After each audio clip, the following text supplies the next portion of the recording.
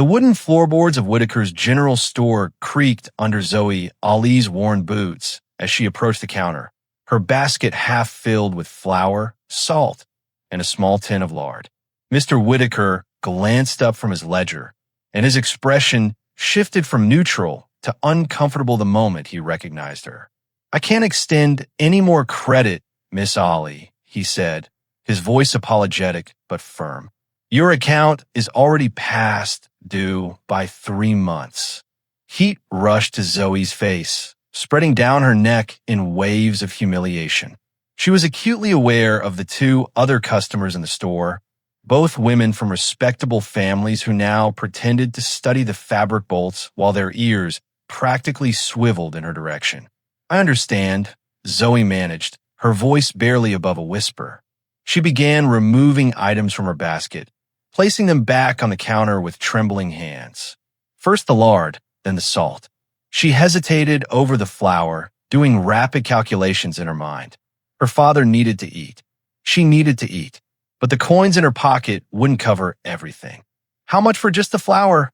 she asked, hating how small her voice sounded. 35 cents, Mr. Whitaker replied, watching her with a mixture of pity and wariness that made her stomach turn. Zoe counted out her coins on the scarred wooden counter. 18 cents. She had 18 cents to her name, and nothing else until she could collect payment for the washing she'd done for Mrs. Henderson. If Mrs. Henderson paid at all, which was never guaranteed. "I'm 17 cents short," she said, the words tasting like ash in her mouth. The bell above the door jingled, and Zoe didn't bother to look up. She was too busy blinking back the tears that threatened to spill over, too focused on maintaining the last shreds of her dignity as she prepared to put the flour back and walk out with nothing. Her father would go hungry tonight. Again. And it was her fault for not finding more work, for not being smart enough or skilled enough or worthy enough to keep them fed. How much is she short? The voice was male, deep, and unfamiliar. Zoe's head snapped up. The man standing beside her was tall, with sun-weathered skin and eyes the color of a summer sky. He wore a dusty hat, wore clothes, and an expression of genuine concern that seemed completely out of place in this moment of her greatest shame. 17 cents, Mr. Whitaker answered, glancing between them with confusion. The stranger reached into his pocket without hesitation. "Put her items on my account, and add a pound of bacon and 2 pounds of beans." He placed coins on the counter, the metallic clink seeming impossibly loud in the sudden quiet of the store. "I can't accept that," Zoe said quickly, her pride flaring even as her empty stomach betrayed her with a quiet growl. "I don't take charity from strangers." The man turned to face her fully, and something in his expression made her breath catch. It wasn't pity she saw there, but respect. "It's not charity," he said. "It's an offer of work. I'm Jake Turner, hand at the Diamondback Ranch. Ride with me out there tonight. The owner's hosting a dinner for the hands and their families, and there's always more food than we can eat. You could help serve and take home whatever's left over. I'll fill your table tonight, Miss Ali, and all it'll cost you is a few hours of your time." Zoe stared at him, her mind racing. She knew the Diamondback Ranch by reputation. It was the largest spread in the county, owned by wealthy ranchers from back east. She'd never been there. Never had reason to venture beyond the dusty streets of town and the cramped cabin she shared with her father. The offer sounded too good to be true, which meant it probably was. Men didn't help women for nothing. There was always a price, always something expected in return. But her father hadn't eaten a proper meal in 3 days. Since his mining accident 2 years ago, he'd been unable to work, his crushed leg healing poorly and his spirit breaking a little more each day. Her mother had died when Zoe was 12, and now, at 23, she carried the weight of keeping them both alive. She took in washing, mended clothes, cleaned houses when she could find work, and still it was never enough.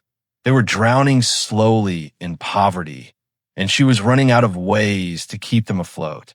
Jake Turner seemed to read the conflict on her face. "It's honest work," he said quietly, "and my offer stands either way. No strings attached."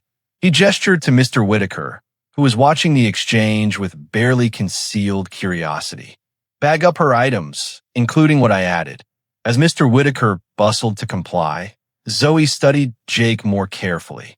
His hands were calloused and scarred from hard work, his clothes clean but well-worn. He didn't have the look of a man with bad intentions. But then again, she'd been fooled before. Still, desperation had a way of making decisions easier.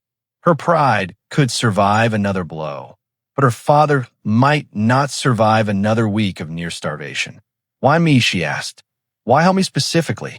Something flickered in Jake's eyes, an emotion she couldn't quite name. Because I've seen you around town, he said, working yourself to exhaustion, keeping your head high even when folks look through you like you're not there. That takes strength. And because everyone deserves a helping hand now and then, whether they think they need it or not. Zoe's throat tightened. When was the last time someone had seen her as anything other than a burden or a charity case? What had anyone last spoken to her with genuine respect? One dinner, she heard herself say. I'll come for one dinner, help serve, and take home the leftovers. That's all. Jake's face broke into a smile that transformed his entire appearance, making him look younger and infinitely more approachable. That's all I'm asking. He collected the bundled packages from Mr. Whitaker and handed them to Zoe. My wagon's outside. We should leave soon if we're going to make it before they start serving. Zoe clutched the packages to her chest, feeling the weight of the food like a promise. I need to take these home first. Tell my father where I'm going. Of course, Jake agreed easily. I'll drive you. As they left the store, Zoe was hyper-aware of the watching eyes and whispered conversations starting behind them. By tomorrow, the whole town would have heard about Zoe Ollie riding off with Jake Turner. Let them talk. She'd endured worse than gossip. Jake helped her into the wagon with a courtesy she hadn't experienced in years, and as they rattled through the streets toward her cabin, she found herself stealing glances at him. He sat relaxed but alert, handling the reins with practiced ease, occasionally pointing out landmarks as if they were simply two people on an ordinary ride rather than a desperate woman accepting help from a stranger. When they reached the cabin, calling it that was generous. It was little more than a shack with a leaking roof. Jake waited patiently while she took the food inside and explained the situation to her father.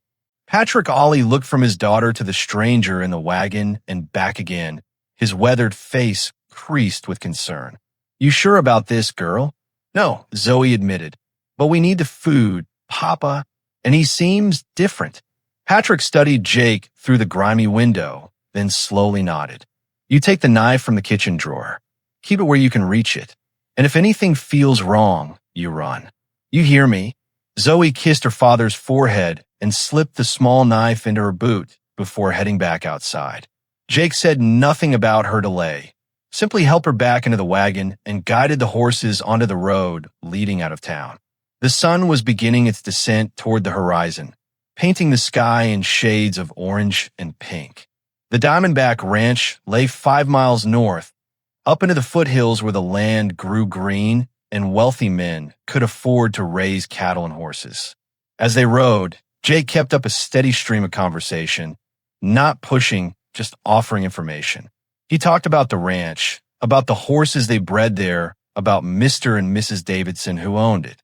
He mentioned that he'd been working there for 3 years, ever since drifting into the territory from Kansas. He spoke about his modest dreams of one day owning his own land, his love of working with horses, his respect for honest labor. And slowly, despite herself, Zoe felt her guard lowering just a fraction. The Diamondback Ranch appeared as they crested a hill, and Zoe's breath caught in her throat. The main house was 2 stories of painted wood and glass windows that gleamed in the fading light. Neat fences corralled dozens of horses in pastures that seemed to stretch for miles. Barns and outbuildings dotted the landscape, all well-maintained and prosperous. It was a different world, one so far removed from her own that she felt like an intruder simply looking at it. Jake pulled the wagon to a stop near the main house and turned to her with an encouraging smile. Ready? Zoe looked down at her faded dress, at her work-roughened hands, and felt a fresh wave of inadequacy wash over her. "I don't belong here," she whispered. "Yes," Jake said firmly. "You do. Tonight, you absolutely do." He climbed down and came around to help her from the wagon, his hand steady and warm as she took it. As her feet touched the ground of the Diamondback Ranch, Zoe realized that she'd crossed some invisible threshold. Whatever happened next would change everything, for better or worse. She'd accepted help from this mysterious cowboy, and there was no going back now. The interior of the ranch house took Zoe's breath away. Polished wooden floors gleamed under oil lamps, and the dining room table stretched long enough to seat 20 people. Crystal glasses caught the light, and the smell of roasted beef, fresh bread, and apple pie made her stomach clench with longing. She hadn't seen this much food in one place since before her mother died. Mrs. Davidson greeted them at the door, a handsome woman in her 40s with kind eyes and silver threading through her dark hair. "You must be Miss Ollie. Jake mentioned you might join us. Welcome to our home." Her warmth seemed genuine, without the condescension Zoe had learned to expect from wealthy women. Mr. Davidson, a barrel-chested man with a booming laugh, shook her hand firmly. "Any friend of Jake's is welcome here. Come sit. We don't stand on ceremony at these gatherings." Zoe found herself seated between Jake and a ranch hand's wife who chattered pleasantly about her children. Platters circulated, roast beef, potatoes swimming in butter, green beans, fresh rolls. Zoe took small portions, acutely aware of her manners, but Jake quietly encouraged her to take more. "There's plenty," he murmured, "and plenty to take home after." As the meal progressed, Jake revealed details about himself that surprised her. He managed the ranch's horse breeding program, working directly with Mr. Davidson to select bloodlines and train young stock. He spoke with intelligence and passion about his work, and the Davidsons clearly valued his opinion. "We're hoping to start a small school here on the ranch," Mrs. Davidson mentioned, glancing at Zoe. "For the children of our workers. Do you have any experience with teaching, Miss Ollie?" Zoe's heart squeezed. "I always dreamed of being a teacher," she admitted quietly, "but circumstances never allowed it." Jake's voice was soft beside her. "I saw you one day last summer, teaching some of the town children to read under the oak tree by the church. You were so patient with them, so graceful. It struck me then, you were born to teach." Zoe turned to him, startled. He'd noticed her? Months ago? He crept up her neck as she processed this revelation. Mr. Davidson leaned forward. "We also need someone to manage stable records. Light work, mostly bookkeeping. Your father was a mine clerk before his accident, wasn't he?" Suspicion flared in Zoe's chest. This was too convenient, too perfect. "How do you know about my father?" Jake met her eyes steadily. "I asked around town. I wanted to help, and I thought maybe there was work here that could suit your family skills." "What?" The word came out sharp, defensive. "What do you want in return?" Hurt flashed across Jake's face, but his voice remained calm. "Nothing. Just a chance to know you better. No obligations, no strings. Just an honest opportunity." Mrs. Davidson touched Zoe's hand gently. "My dear, these offers are legitimate. We truly do need help with both the school and the stable records. Jake suggested you might be suitable, and for what I've seen tonight, I believe he's right. We can offer you a small cottage on the property, fair wages for both you and your father, and the teaching position would start in spring once we have the schoolhouse ready." Zoe's mind spun. Employment, a home, teaching, everything she'd stopped allowing herself to dream about, laid out before her like items on that counter in Whitaker's store. But dreams like this didn't come true for girls like her. There had to be a catch. "Think about it," Mr. Davidson said kindly. "No pressure. Jay can bring you back to discuss it further if you're interested." As the evening ended, Mrs. Davidson pressed a large basket of food into Zoe's hands, enough to feed her and her father for days. The ride back to town was quiet, both of them lost in thought. Zoe clutched the basket, her mind wrestling with fear and hope in equal measure. When Jake stopped at her cabin, he helped her down but didn't try to extract a promise. "Whatever you decide," he said. "I meant what I said. No strings." Zoe carried the basket inside, her heart pounding.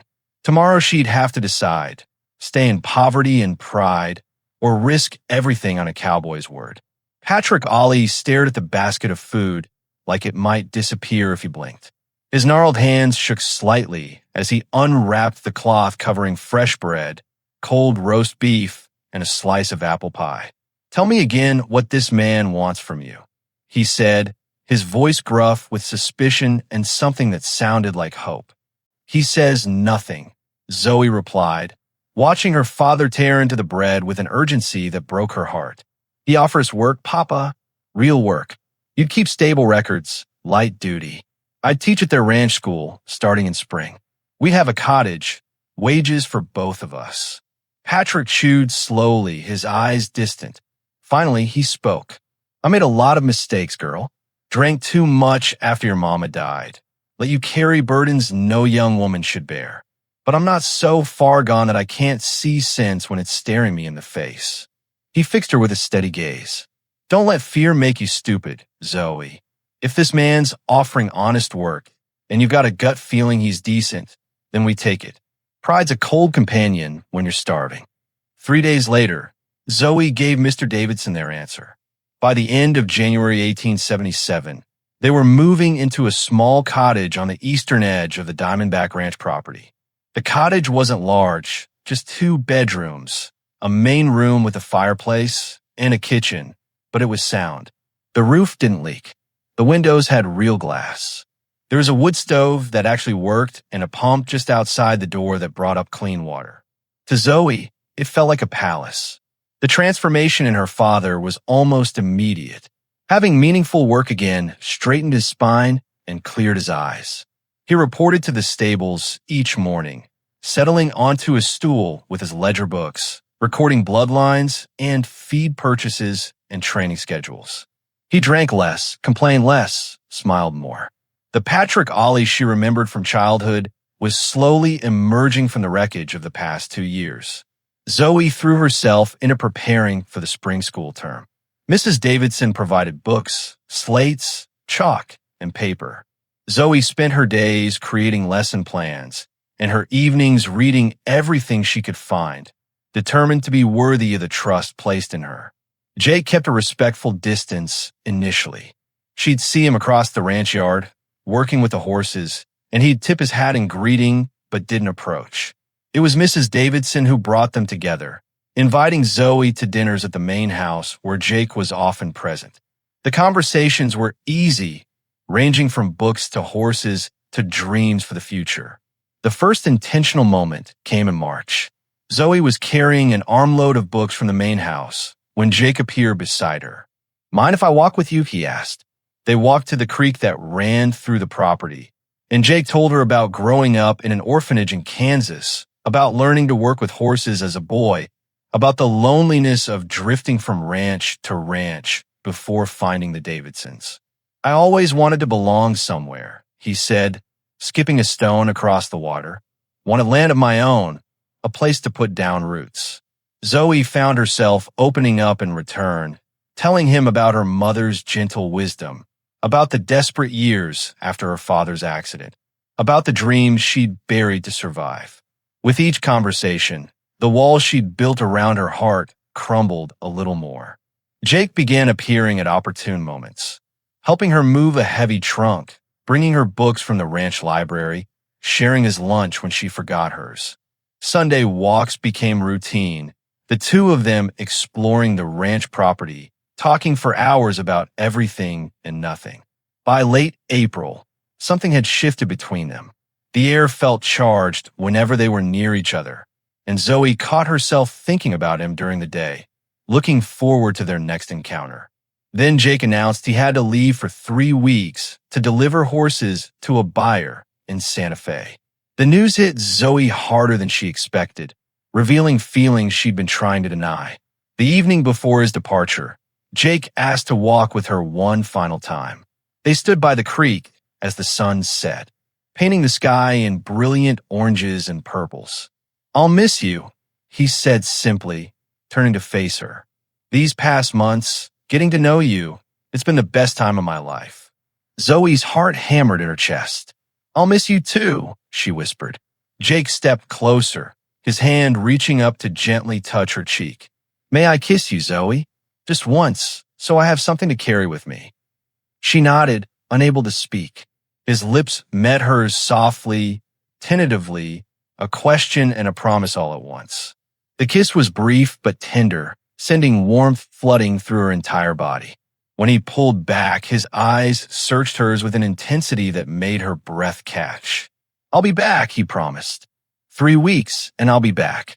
Zoe watched him right away the next morning, her fingertips touching her lips where his had been. She was falling for Jake Turner, had already fallen if she was honest with herself. 3 weeks felt like an eternity. But the real test would be whether he came back at all, and if the feelings growing between them could survive the distance. The first letter arrived a week after Jake left, delivered by the ranch supply wagon that made the trip to Santa Fe. Zoe's hands trembled as she broke the seal, recognizing Jake's neat handwriting. Dear Zoe, we made good time to Albuquerque. The horses are holding up well, though one of the Mares is being stubborn about crossing water. Reminds me of someone I know who's stubborn about accepting help. I think about you constantly, about our walks by the creek, about your laugh when I told that story about the runaway colt, about that kiss, which I hope wasn't too forward. I should have asked sooner. I should have told you weeks ago how I feel. Write to me if you can. I need to know you're real and not something I dreamed up. Yours, Jake. Zoe read the letter 3 times, her heart swelling with each pass. That evening, she sat at her small table and wrote back, her pen flying across the paper. On paper, she found courage she didn't have in person. She told him about the school preparations, about her father's continued improvement, about how empty the ranch felt without him. She signed it simply, missing you, Zoe. 2 more letters arrived before he returned. In them, Jake wrote about the landscape he traveled through, the stars over the desert, the dreams he had for his future. In the second letter, a small package was wrapped inside, a delicate pearl hairpin. Saw this in a shop window and thought of you. He'd written, you deserve beautiful things. Zoe wore the hairpin every day, touching it like a talisman. She wrote back longer letters, opening her heart in ways she'd never dared in person. She told him about her fears, her dreams, the hope that had begun growing inside her like a tender shoot. And with each letter exchanged, she came to a startling realization. She loved Jake Turner. Completely, terrifyingly, irrevocably. When he returned in early December, just as the first snow began to fall, Zoe was helping her father in the stables. She heard the horses before she saw them, heard the familiar cadence of Jake's voice calling out greetings to the ranch hands. She stepped outside, and there he was, dusty, weathered, and tired from 3 weeks on the trail. But when his eyes found her, his entire face transformed with joy. He dismounted and walked toward her, stopping just close enough that she could see the emotion in his eyes. Hello, Zoe, he said softly. Welcome back. She managed, her voice barely steady. I got your letters, he said. All 3 of them. I've read them so many times the paper's wearing thin. A week later, Jake invited her to the ranch Christmas celebration. The main house was decorated with pine boughs and candles, and the whole ranch community gathered for food, music, and dancing. Patrick was there too, laughing with other ranch hands, more animated than she'd seen him in years. He belonged here now, and so did she. Late in the evening, Jake pulled her aside into Mr. Davidson's study, away from the noise and crowd. He handed her a wrapped package, his expression nervous. Inside was a book of poetry, the cover worn but beautiful. On the first page, in Jake's handwriting, to Zoe, whose spirit contains more poetry than these pages ever could. Yours always, Jake. Tears pricked her eyes. Jake, I've thought of nothing but you for 3 weeks, he interrupted, the words tumbling out as if he'd been holding them back too long. Every mile, every night under the stars, all I could think about was getting back to you. Reading your letters, seeing your handwriting, Zoe, I'm in love with you. I have been since that day I saw you teaching those children, maybe even before then.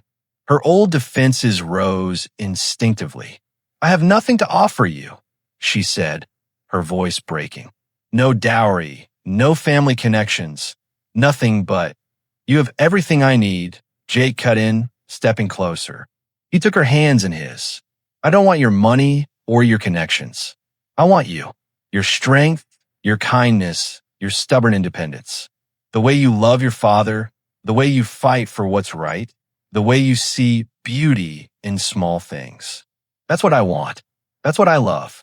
The walls she'd built around her heart, the ones that had protected her through years of hardship and disappointment, finally crumbled completely. I love you too, she whispered, the admission both terrifying and liberating. I tried not to.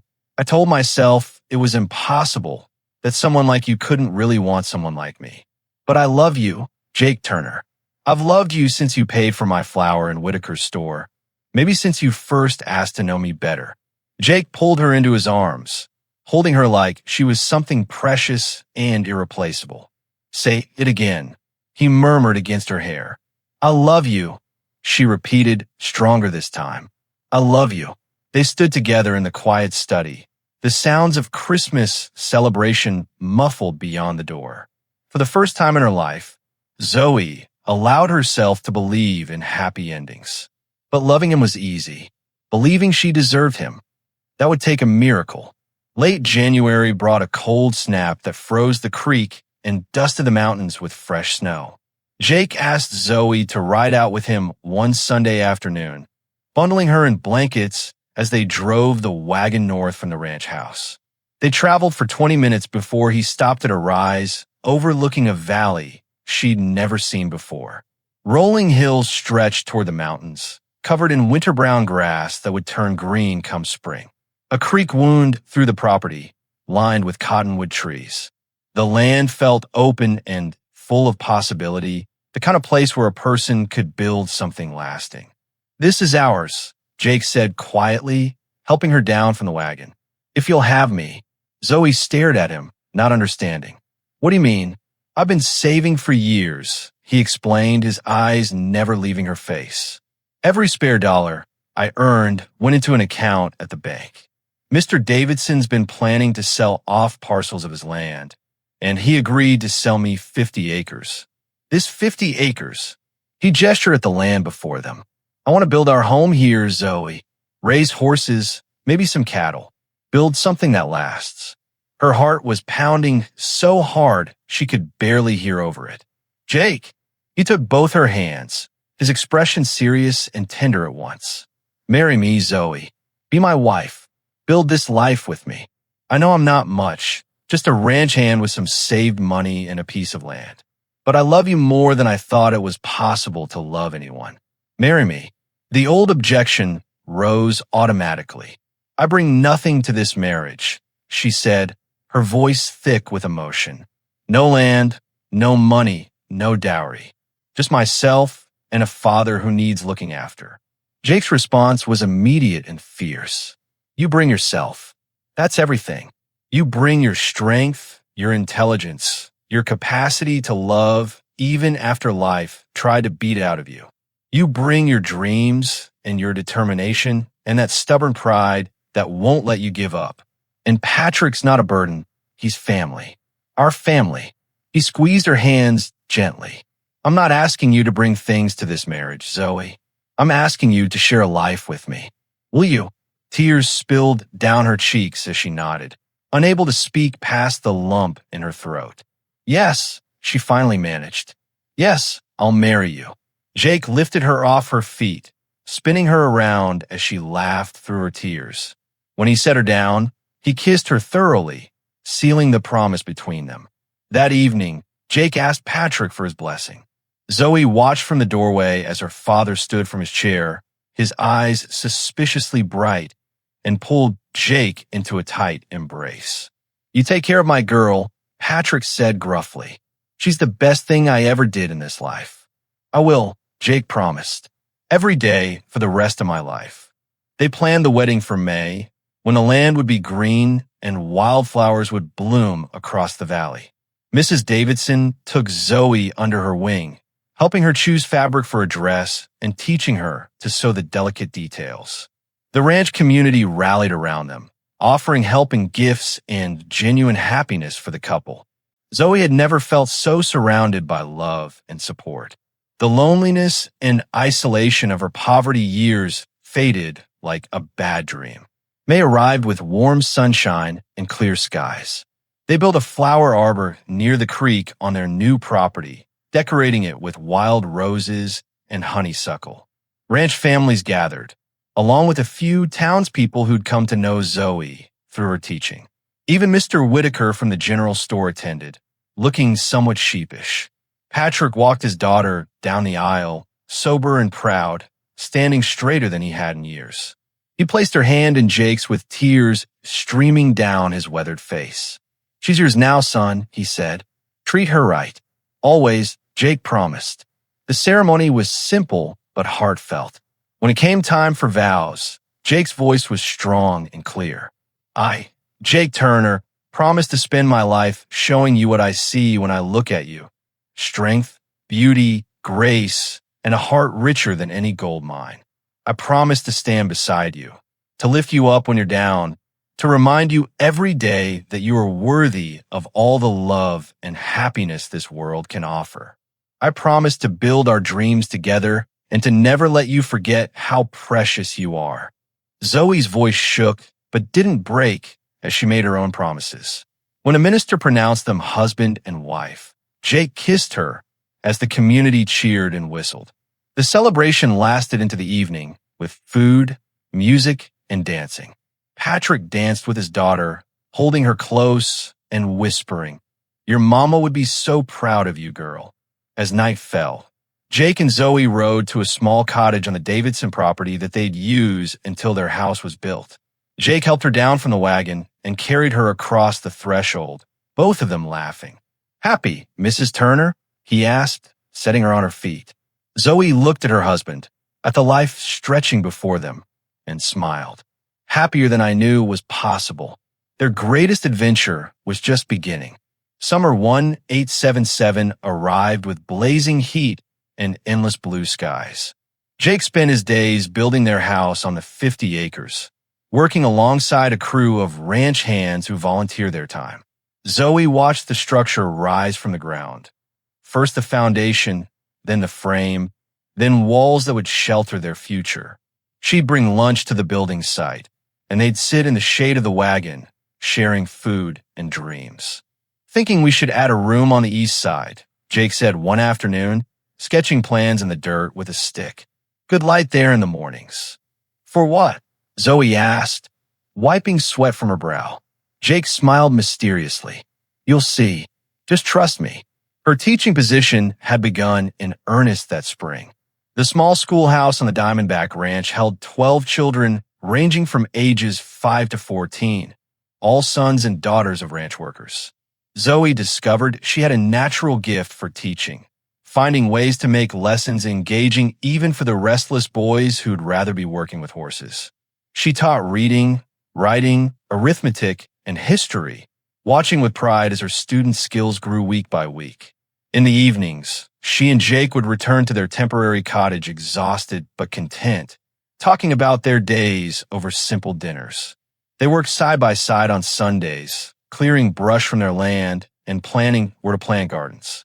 Life had a rhythm and purpose that filled Zoe with satisfaction she'd never imagined possible. August brought a change she hadn't expected. She'd been feeling tired for weeks, struggling to get through morning lessons without needing to sit down. Her stomach rebelled at the smell of coffee, and her dresses were growing uncomfortably tight around the waist. Mrs. Davidson noticed before Zoe did. "How are you feeling, dear?" Mrs. Davidson asked one afternoon, her eyes twinkling knowingly. "Just tired," Zoe replied. "I think the heat is getting to me." Mrs. Davidson smiled gently. "Or perhaps you're expecting. Have your monthly courses been regular?" Zoe froze, mentally counting back. 6 weeks. Nearly 7. Her hand flew to her stomach as realization crashed over her. Oh, she breathed. Oh. That evening, she rode out to the building site where Jake was working late, determined to finish the roof before the next rain. He was shirtless in the heat, muscles gleaming with sweat as he hammered shingles into place. When he saw her approaching, he climbed down the ladder with a concerned expression. "Everything all right?" he asked. "You don't usually come out this late." Zoe dismounted, her heart racing.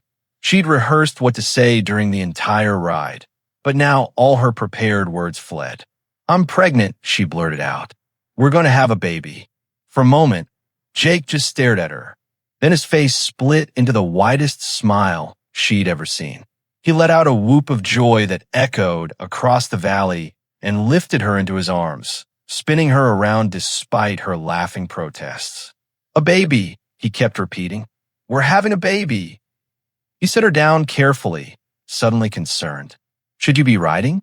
Should you be working? Do you need to sit down?" Zoe laughed, tears streaming down her face. "I'm pregnant, not broken. But yes, maybe I should sit."